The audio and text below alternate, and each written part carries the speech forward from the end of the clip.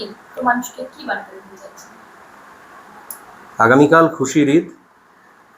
ইসলাম ধর্মাবলম্বী মানুষের কাছে এটা একটা বিরাট বড় উৎসব। শুধু ইসলাম ধর্মাবলম্বী মানুষ না, যারা এখানে আমরা বাস করি প্রত্যেকেই উৎসবে অংশীদার হই।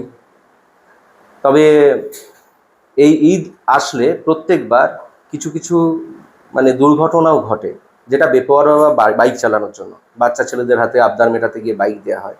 তা আমি একটু সকলকে বলবো, একটু সাবধানতা অবলম্বন করবেন, জোরে বাইক চালাবেন না, এবং বাচ্চাদের হাতে তাদের আবদার মেনে তাদের ক্ষতি ডেকে আনবেন না।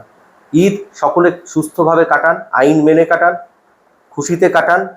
আপনাদের এই পরব যেন আপনাদেরকে আগামী দিনে আরও ভালোভাবে উপরওয়ালা আপনাকে দোয়া করুক, আশীর্বাদ করুক, আপনারা ভালো থাকুন। এবং শুধুমাত্র একটাই অনুরোধ, এই বাচ্চাদের হাতে বাইকটা দেবেন না এবং নিজেরাও সাবধানতা অবলম্বন করে বাইকটা চালাবেন।